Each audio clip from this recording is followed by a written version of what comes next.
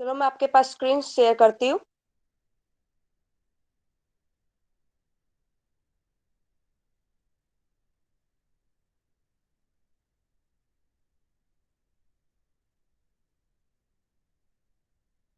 आपको PDF show हो रही है? Yes ma'am. ओके।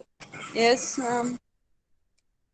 अब आपका जो टॉपिक है वो टॉपिक है लिमिटेशंस ऑफ अनहेनियस थ्योरी। आपने Arrhenius theory of dissociation electrolyte पढ़ा था, जिसमें क्या था कि Na किसी इलेक्ट्रोलाइट को डिसोसिएट करोगे तो उसके पॉजिटिवली और नेगेटिवली चार्ज आयन में डिसोसिएट होगा।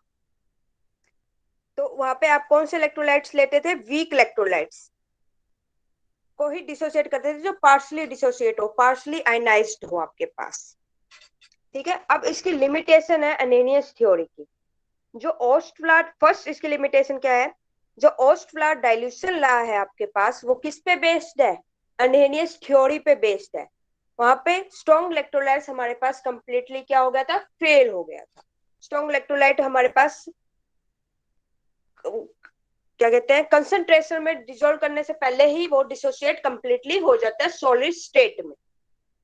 ठीक है, तो यहाँ पे हमारे पास स्ट्रॉन्ग इलेक्ट्रोलाइट्स क्या हो गया? कंप्लीटली फेल हो गया था। यहाँ पे कौन से इलेक्ट्रोलाइट्स लिए गए थे? Weak electrolytes. ठीक है, सेकंड पॉइंट क्या कहता है हमारे पास? जो स्ट्रॉन्ग इलेक्ट्रोलाइट्स है हमारे पास, जैसे NaOH, KCl, वो कंडक्ट कहाँ होते हैं इलेक्ट्रिसिटी? पहले ही मोल्टन स्टेट में हो जाते हैं आपके पास, सॉलिड स्टेट में हो जाते हैं। तो वहां पे जो आइजेशन है हमारे पास इलेक्ट्रोलाइट की, डिसोसिएशन हो रही है इलेक्ट्रोलाइट की इन द एब्सेंस ऑफ वाटर। ये दो पॉइंट आपको समझ में आए लिमिटेशन के? Yes ma'am. थर्ड लिमिटेशन हमारे पास है कि अनहेनियस थ्योरी ये पर्पज करती है कि एग्जिस्टेंस हो आयंस के, किसमें हो? सॉल्यूशन में। बट ये एक्सप्लेन नहीं करती कि कैसा हमारे पास सॉल्यूशन हो। अगर हमारे पास उसका डाइलेक्ट्रिक कांस्टेंट ज्यादा हुआ, उसकी सॉल्वेटिंग पावर उसकी ज्यादा हुई, तो उसमें डिग्री ऑफ डिसोसिएशन हमारे पास क्या होगा? ज्यादा होगा उसमें, क्योंकि हाई टेंडेंसी होती है टू सेपरेट आयंस करने की। ठीक है, तो ये एक्सप्लेन ये अनहेनियस थ्योरी स्ट्रॉन्ग इलेक्ट्रोलाइट के लिए करता है, स्ट्रॉन्ग इलेक्ट्रोलाइट के लिए नहीं कर पाता। ठीक है, वीक इलेक्ट्रोलाइट इसमें फॉलो होता है। अब ये हमें गुड एग्रीमेंट किसकी वैल्यूज देता है? एक तो हम अल्फा की वैल्यू, डिग्री ऑफ डिसोसिएशन की वैल्यू कंडक्टेंस से मेजरमेंट करते हैं। जैसे कंडक्टेंस की वैल्यू क्या, डिग्री ऑफ डिसोसिएशन में एक वैल्यू हमने फाइंड आउट करी थी, equivalent conductance at any concentration divided by equivalent conductance infinite dilution पे। एक हम अल्फा की वैल्यू कैलकुलेट करते हैं डिग्री ऑफ डिसोसिएशन की, किसमें? कोलिगेटिव प्रॉपर्टीज, जो यूनिवैलेंट इलेक्ट्रोलाइट लेते हैं, जैसे हमने ले लिया उसमें NaCl, KCl, जिनकी अल्फा की वैल्यू क्या आ जाती है? दोनों की सिमिलर आ जाती है। बट बाईवैलेंट कंपाउंड में, जो बाईवैलेंट इलेक्ट्रोलाइट होते हैं, उसमें हमारे पास कैसे आती है? डिफरेंट होती है। जैसे कॉपर सल्फेट, मर्करी सल्फेट हो गया आपके पास, ये आपके पास क्या होंगे?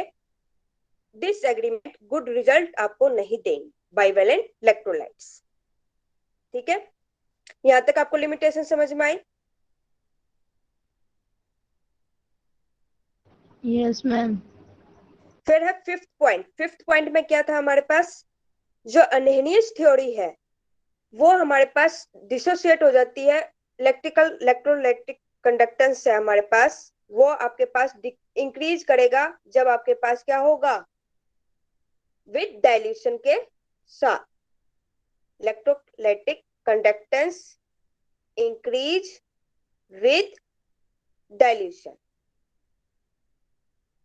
कैसे? देखिए, आप लेते हो वीक इलेक्ट्रोलाइट, उसमें आपके पास जो आयंस है वो डिसोसिएट हो जाते हैं, पर नंबर ऑफ आयंस डिसोसिएट कितने होते हैं इसमें? Decrease, number of ions decrease होते हैं। बट डाइल्यूशन करने के बाद अमाउंट जो आपके पास सॉल्वेंट की, उसको इंक्रीज करने के बाद डाइल्यूट करोगे आप, तो जो नंबर ऑफ आयंस है वो क्या हो जाएंगे? इंक्रीज हो जाएंगे आपके पास, number of ions increase. But strong electrolytes में ऐसा क्या होता है कि वो तो कंसंट्रेट पे एट ऑल एनी कंसंट्रेशन पे कंप्लीटली डिसोसिएट हो जाते हैं, क्योंकि वो तो पहले ही कंप्लीटली डिसोसिएट है। आप इसको और डाइल्यूट करते जाओगे, वो आपके पास कंसंट्रेशन, उसकी आयंस नहीं बढ़ेंगे, आपके पास आयंस उतने ही रहेंगे। जो उनका इंटर आयनिक डिस्टेंस होगा आपके पास पॉजिटिवली और नेगेटिवली आयंस का, वो इंक्रीज हो जाएगा, और इंटर आयनिक इंटरेक्शन है वो आपके पास फोर्स ऑफ अट्रैक्शन कम हो जाएगी। ठीक है, फिफ्थ पॉइंट समझ में आ गया? Yes, ma'am. उसके बाद सिक्स पॉइंट है, ये आपका एक्सप्लेन ये भी नहीं करता कि ट्रांसपोर्ट नंबर है वो आपके पास साथ के साथ क्या करता है, वेरी करता है विद कंसंट्रेशन। तो ये भी एक्सप्लेन नहीं कर पाया अर्नेनियस थ्योरी आपके पास। ट्रांसपोर्ट नंबर वेरी करेगा विद कंसंट्रेशन के साथ, कंसंट्रेशन इंक्रीज तो ट्रांसपोर्ट नंबर भी आपके पास इंक्रीज हो। ठीक है, तो ये एक्सप्लेन नहीं कर पाया था। लिमिटेशन समझ में आई आपको? Yes, ma'am. Yes, ma'am. Next है आपके पास डिब्बे हक्कल ओम सागर इक्वेशन। जो ओस्फ्ला डाइल्यूशन ला था, वहां पे हम कौन से इलेक्ट्रोलाइट्स ले रहे थे? Weak electrolytes. अब यहाँ पे जो डिब्बे हक्कल ओम सागर इक्वेशन है, उसमें हम कौन से इलेक्ट्रोलाइट्स लेंगे? ये स्ट्रॉन्ग इलेक्ट्रोलाइट्स के लिए प्रेफर। ठीक है, अब देखो वीक इलेक्ट्रोलाइट्स, उसमें increase in equivalent conductance with dilution can be easily explained on the basis of Arrhenius theory. Conductance increase करेगी तो डिसोसिएशन है जो आपके पास वीक इलेक्ट्रोलाइट का, वो भी क्या होगा? नंबर ऑफ आयंस आपके पास इंक्रीज होंगे। ये मैंने आपको पहले समझा दी। ठीक है, इसके बाद जब आप एक्सप्लेनेशन जब स्ट्रॉन्ग इलेक्ट्रोलाइट्स में देते हो, तो वो तो कंप्लीटली डिसोसिएट हो जाता है एट ऑल कंसंट्रेशन पे। तो जो कंडक्टेंस है हमारे पास इलेक्ट्रोलाइट सॉल्यूशन की, वो डिपेंड्स करती है टू फैक्टर्स पे। एक तो number of ions in the solution, second उसकी स्पीड ऑफ द आयंस और द आयनिक मोबिलिटी। ठीक है, अब वीक इलेक्ट्रोलाइट्स, वीक इलेक्ट्रोलाइट्स का किस पे डिपेंड करता है? स्पीड ऑफ आयंस पे। आयंस इंक्रीज होंगे, आप उसको वीक इलेक्ट्रोलाइट्स को डाइल्यूट करोगे तो। देखिए वीक इलेक्ट्रोलाइट्स के केस में आप इंक्रीज करोगे कंडक्टेंस कैसे? On dilution. तो उसमें क्या होगा? आपके पास नंबर ऑफ आयंस इंक्रीज हो जाएंगे, बट उसकी जो स्पीड्स है उस पर कोई इफेक्ट नहीं होगा, क्योंकि वो मूव्स कर रही है इंडिपेंडेंटली।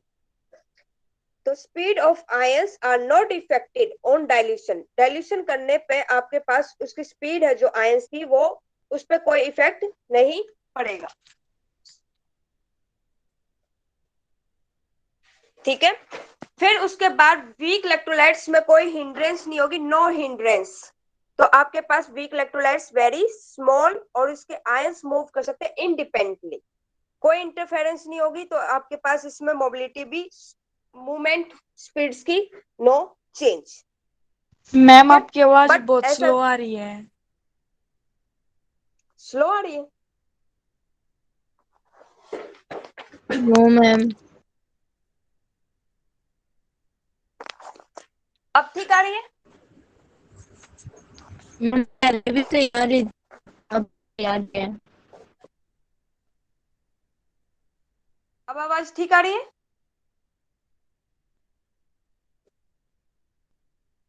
यस मैम, सही आ रही है। ठीक है, देखो वीक इलेक्ट्रोलाइट्स में आप जब डाइल्यूट करते हो, तो आपके जो वीक इलेक्ट्रोलाइट्स में जो स्पीड है आयंस की, वो चेंज नहीं होती है। उसमें आपके पास जो आयंस है वो मूव करते हैं, वो इंडिपेंडेंटली मूव करते हैं, एक दूसरे पे डिपेंड नहीं होते, उसमें ना तो कोई हिंड्रेंस होती है। स्ट्रॉन्ग इलेक्ट्रोलाइट के केस में क्या होती है? मोबिलिटी ऑफ आयंस पे इफेक्ट पड़ता है, क्योंकि नंबर ऑफ आयंस तो आपके बढ़ते नहीं है, उतने ही होते हैं, बट उनका इंटर आयनिक डिस्टेंस आपके पास क्या हो जाता है? लार्ज हो जाता है। तो इलेक्ट्रॉनिक अट्रैक्शन है जो आपके पास, इंटर आयनिक इंट्रैक्शन, वो कम हो जाती है, डिक्रीज हो जाती है विद डाइल्यूशन करने पे। तो मोबिलिटी है हमारे पास, जो मोशन है वीक स्ट्रॉन्ग इलेक्ट्रोलाइट्स का, वो आपके पास क्या करेगा? इंक्रीज करेगा। तो कंडक्टेंस आपके पास वहां पे क्या हो जाएगी? इंक्रीज हो जाएगी। ठीक है, और उसमें आपके पास हिंड्रेंस होगी, रुकावट हो जाती है ना। जैसे आपके पास कई सारे स्ट्रॉन्ग इलेक्ट्रोलाइट्स डिसोसिएट हो जाते हैं, उसमें हिंड्रेंस पैदा हो जाती है, आपके पास रुकावट पैदा हो जाती है। हिंड्रेंस का मीनिंग है यहाँ पे रुकावट। तो आयंस आपके पास इसमें डिक्रीज कंप्लीटली डिसोसिएट होंगे, उसमें आयनिक मोबिलिटी इंक्रीज कर जाएगी, तो इंक्रीज इन मोलर कंडक्टेंस। अब देखिए नेक्स्ट पॉइंट है, इस थ्योरी के अकॉर्डिंग चले जो वेरिएशन है मोलर कंडक्टेंस का स्ट्रॉन्ग इलेक्ट्रोलाइट्स में, इलेक्ट्रिकल अट्रैक्शन ज्यादा होगा किससे, अपोजिटली चार्ज आयन से। जो अपोजिट चार्ज होंगे वो उसको अपनी ओर खींचेंगे। तो each ion is surrounded by a large number of oppositely charge ion, उसको हम क्या कहेंगे, स्पीड है जो हमारे पास आयन की, उस स्पीड को इफेक्ट देगा वो अपोजिट चार्ज, तो उसको हम क्या कहेंगे, आयनिक एटमॉस्फेयर। ये अभी आप एसिमेट्रिक इफेक्ट में पढ़ोगे कैसे क्या इफेक्ट पड़ता है हमारे पास। इलेक्ट्रोस्टैटिक अट्रैक्शन हमारे पास होगा अपोजिटली चार्ज आयन का, और जो आयन पे क्या इफेक्ट पड़ेगा स्पीड का जब हम इलेक्ट्रिक फील्ड अप्लाई करते हैं, उसको हम क्या कहते हैं, इंटर आयनिक इफेक्ट्स। यहां तक आपको समझ में आया। Yes ma'am. अब हमारे पास टू टाइप्स के इंटर आयनिक इफेक्ट्स होते हैं। एक होता है एसिमेट्रिक, उसको हम रिलैक्सेशन इफेक्ट भी कहते हैं। सेकंड होता है हमारे पास इलेक्ट्रोफोरेटिक इफेक्ट। इसमें क्या है, हमारे पास इलेक्ट्रिक फील्ड हमने अप्लाई नहीं करी, हमने कंसीडर कर लिया कि पॉजिटिव चार्ज है सेंट्रल में और उसके सराउंडेड कौन से आयंस सराउंड कर रहे हैं, नेगेटिव आयंस सराउंड कर रहे हैं, और इलेक्ट्रिक फील्ड हमने इसमें अपनी अप्लाइड नहीं की है। तो ये कौन सा एटमॉस्फेयर होगा, आयनिक एटमॉस्फेयर, सिमेट्रिकल हो गया आपके पास in the absence of electric field. अब इसमें हमने अप्लाइड कर दी इलेक्ट्रिक फील्ड, तो पॉजिटिव कहां पे जाएंगे, नेगेटिव की तरफ, और नेगेटिव कहां पे जाएंगे, पॉजिटिव प्लेट की तरफ मूव करेंगे। तो पॉजिटिव प्लेट को हम क्या कहते हैं, एनोड, इसको हम कैथोड।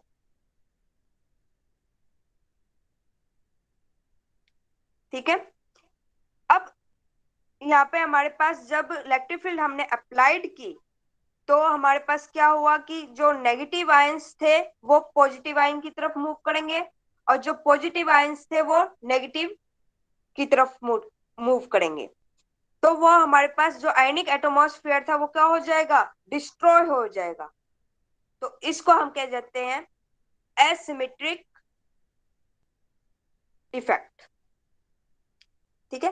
तो नेगेटिव आयंस है वो अपने पास इसको अट्रैक्ट करेंगे, इस पॉजिटिव आयंस को अपनी ओर खींचेंगे, तो इसकी जो मोमेंट है हमारे पास वो स्लो हो जाएगी, क्योंकि ये अपनी ओर खींचेंगे इसको, तो पॉजिटिव जो इसकी मोमेंट है वो हमारे पास स्लो हो जाएगी। उसके बाद कुछ टाइम के बाद यहाँ पे हमारे पास एक न्यू आयनिक एटमॉस्फेयर क्रिएट करेगा, न्यू आयनिक एटमॉस्फेयर क्रिएट। और उसमें जितना टाइम जैसे हमारे पास ये अपनी खींचेगा, तो इंटेंशनली नहीं होगा, डिस्ट्रॉय होने के बाद इंटेंशनली नहीं करेगा, ये कुछ टाइम लेगा। आफ्टर सम टाइम के बाद एक न्यू आयनिक एटमॉस्फेयर क्रिएट होगा। उस टाइम का जो गैप होता है उसको हम क्या कहते हैं, रिलैक्सेशन टाइम। देखो मैंने यही लिख रखा है सारा, अब पढ़ती हूँ मैं आपके सामने। The excess negative ions left behind drag the positive ions backwards. Negative ions अपन पॉजिटिव आयंस को पीछे खींचेंगे, तो उसकी जो मूवमेंट है वो उसकी स्लो हो जाएगी फॉरवर्ड डायरेक्शन में। तो this slow down it's motion in the forward direction. इस इफेक्ट अराइज, जो इफेक्ट अराइज होगा उसको क्या कहेंगे हम, एसिमेट्री ऑफ आयनिक एटमॉस्फेयर या एसिमेट्रिक इफेक्ट। ठीक है। हम कंसीडर करते हैं पॉजिटिव आयन अपना लीव्स आयनिक एटमॉस्फेयर छोड़ते हैं और नेगेटिव आयंस की तरफ बिहाइंड करते हैं, तो एक न्यू आयनिक एटमॉस्फेयर वो क्या करते हैं, रिक्रिएट करते हैं, रीबिल्ड करते हैं। तो वो जो आयनिक एटमॉस्फेयर पहले था उसको डिस्ट्रॉयड होने में टाइम लगता है हमारे पास, वो इंटेंशनली नहीं करेंगे, वो कुछ टाइम लेंगे। तो उस टाइम के बीच का जो गैप होता है उसको कहते हैं रिलैक्सेशन टाइम। जो रिलैक्सेशन टाइम हुआ है हमारे पास आयनिक एटमॉस्फेयर, जो पॉजिटिव आयंस था वो फिर अपने उनको अट्रैक्ट करेंगे, अपनी तरफ खींचेंगे, तो उसकी जो मूवमेंट है हमारे पास मोशन की, इस इफेक्ट को क्या कहते हैं? Relaxation effect. Central ions moves into an atmosphere when there is an excess of ions of its non-charge. ये रिटार्डिंग उसकी मूवमेंट को कम कर देगा, उसको रिटार्डेटिंग इफेक्ट कहते हैं. समझ आया ये आपको इफेक्ट?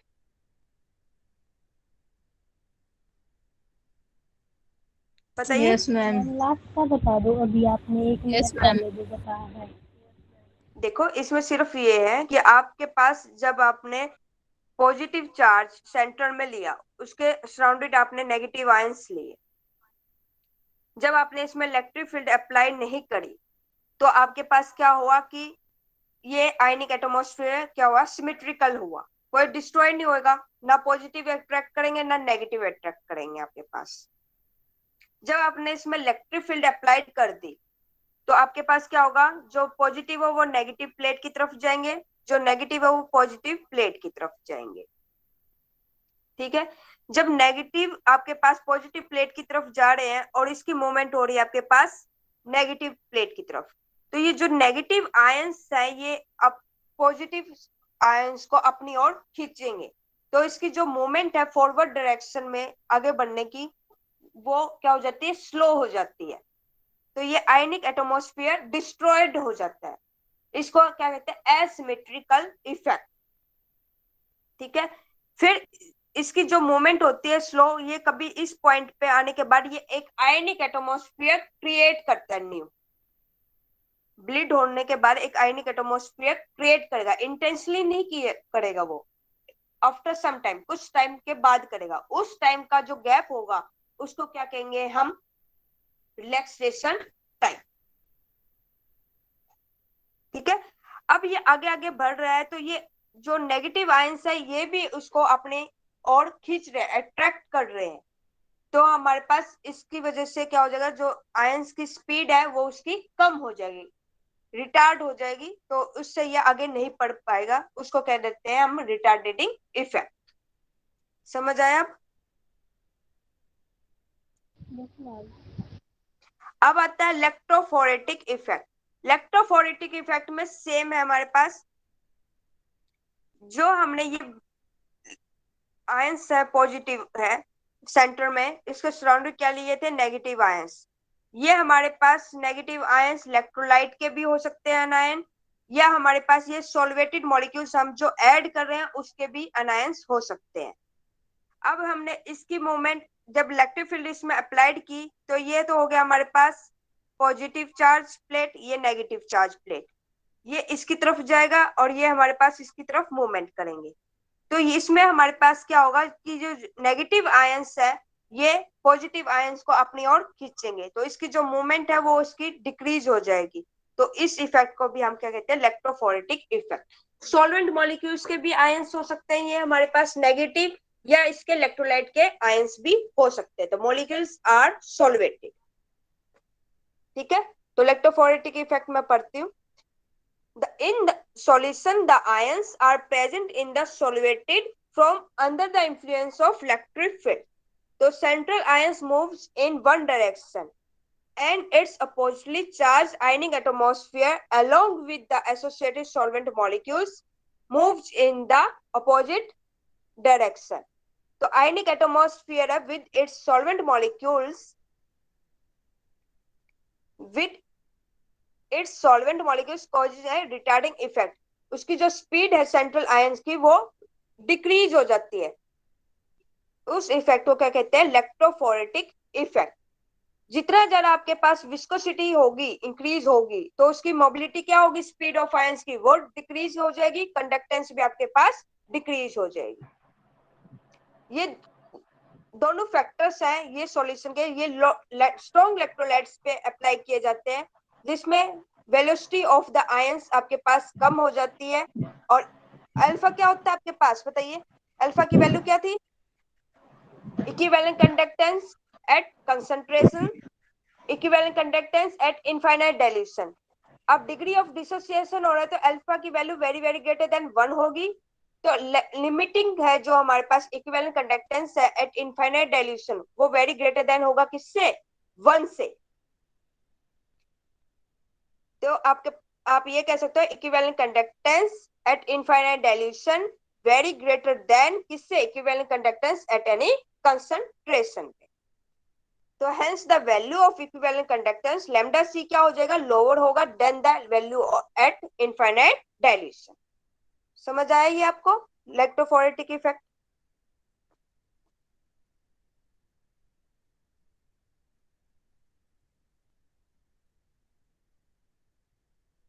बताइए। Yes ma'am. Okay, next topic है डिब्बे हकल ऑन सागर इक्वेशन। हम इसमें एक यूनिवैलेंट क्या लेते हैं, इलेक्ट्रोलाइट लेते हैं, NaCl ले लिया, उसको कंप्लीटली वो डिसोसिएट हो जाएगा तो आपके पास कौन सी इक्वेशन फॉर्म होगी, lambda C equal to lambda not minus 82.4 divide by dt उसकी पावर 1/2 नीटा प्लस 8.20 इंटू में 10 की पावर 5 डिवाइड बाई dt उसकी power 3/2 lambda not root C. अब लैम्डा सी क्या है आपका, equivalent conductance at concentration C, lambda not equivalent conductance at infinite dilution, D क्या है dielectric constant of the solvent, eta क्या है coefficient viscosity of the solution, C क्या है कंसंट्रेशन, T क्या है temperature kelvin of the solution. हमारे पास dielectric constant D है वो कांस्टेंट है, कोफिशिएंट ऑफ विस्कोसिटी भी है वो भी हमारे पास कांस्टेंट है एक पर्टिकुलर सॉल्वेंट के लिए, टेम्परेचर कांस्टेंट है 25 डिग्री सेल्सियस पे ले लिया। तो हमारे पास इक्वेशन क्या हो जाएगी, lambda C equal to lambda not minus A plus B lambda not root C. A और बी कांस्टेंट है for a given solvent and temperature पे। तो कांस्टेंट ए की वैल्यू हम मेजर करेंगे कैसे, इलेक्ट्रोफोरेटिक इफेक्ट से, और बी की हम करेंगे एसिमेट्रिक इफेक्ट से। तो 298 केल्विन है हमारे पास वाटर के लिए टेम्परेचर, तो उसमें डाइलेक्ट्रिक कांस्टेंट वैल्यू कितनी होती है 78.5, और कोफिशिएंट ऑफ विस्कोसिटी की कितनी होती है 10 की पावर 3 से मल्टीप्लाई करवा दो तो आपके पास आएगी 8.95। तो यहां से ए की वैल्यू हमारे पास क्या आई 60.20 और बी की वैल्यू क्या आई 0.229। ये हम वैल्यू पुट कर दें आपकी किसमें, इस ऊपर वाली इक्वेशन में, फर्स्ट इक्वेशन में, तो आपके पास क्या आ जाएगा, lambda C equal to lambda not minus 60.20 plus 0.229 lambda not root C. समझ आई, ये आपके पास इक्वेशन आ जाएगी। कोई प्रॉब्लम यहाँ तक? No ma'am. ओके, इसके बाद verification of Onsager equation.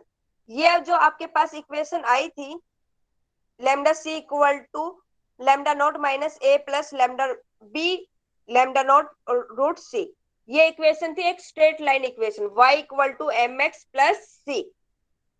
हम ग्राफ किस किस के बीच में प्लॉट कर रहे हैं, आपका इक्विवेलेंट कंडक्टेंस और कंसंट्रेशन के बीच में।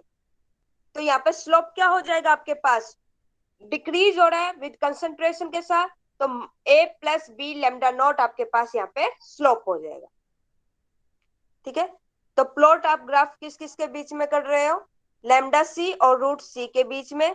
स्लोप क्या आ रहा है आपके पास a plus B lambda not. Lambda C आपके पास क्या हो रहा है, किसके लिए ले रहे हो आप, ये univalent electrolyte solution in aqueous solution के लिए ले रहे हो जिसका रूम टेम्परेचर कितना है 25 डिग्री सेल्सियस, या आप कह सकते हो 298 केल्विन। जो ये डॉट से कर रखे हैं ये है आपको देते हैं एक्सपेरिमेंटल वैल्यूज, जो बिना डॉट के है आपके पास वो थ्योरेटिकल स्लोप्स देते हैं। तो ये एक फेयर एग्रीमेंट है, जैसे जैसे आपके पास कंसंट्रेशन डिक्रीज हो रही है वैसे वैसे आपके पास इक्विवेलेंट कंडक्टेंस क्या हो रही है, इंक्रीज हो रही है। तो हायर कंसंट्रेशन पे आपके पास स्लाइड डेविएशन आ जाता है, तो इसमें आपके पास इसकी जो मूवमेंट्स है आयंस की वो डिक्रीज हो जाती है, तो उसको हम नेग्लेक्ट कर देते हैं। तो ए प्लस बी लैम्डा नॉट को हमने नेग्लेक्ट कर दिया, तो हमारे पास वैल्यू क्या आ गई, सी कंसंट्रेशन 0 पे, तो हमारे पास आ गई lambda C equal to lambda naught. इसको हमने नेग्लेक्ट कर दिया ड्यूरिंग द इक्वेशन, क्योंकि रिटार्डिंग फोर्स है हमारे पास लगता है कम हो जाता है, तो हम उसको नेग्लेक्ट कर देते हैं, वेरी वेरी डिक्रीज हो जाता है। तो लैम्डा की वैल्यू किसके इक्वल, लैम्डा की सी की वैल्यू किसके इक्वल आ जाएगी, लैम्डा नॉट के। ठीक है, ये हमारे पास इसकी वेरिफिकेशन थी डिब्बे हक्कल थ्योरी। समझ आई आपको ये? Yes ma'am. अब है सिग्निफिकेंस ऑफ डिब्बे हक्कल थ्योरी। हम स्ट्रॉन्ग इलेक्ट्रोलाइट के लिए ओबे करते हैं, इसकी सिग्निफिकेंस है कि ये strong electrolyte eight any concentration पे हो सकता है। तो अल्फा की वैल्यू हमारे पास क्या थी, लैम्डा सी बाय में लैम्डा नॉट। तो डिग्री ऑफ डिसोसिएशन की value very very greater then हो 1। तो हमारे पास जो लैम्डा सी है वो limiting value of conductance at any concentration is less that, किससे हो जाएगा, limiting value of conductance at infinite dilution. ठीक है, तो ये इसकी सिग्निफिकेंस थी। समझ आया आपको ये? Yes ma'am. Yes ma'am.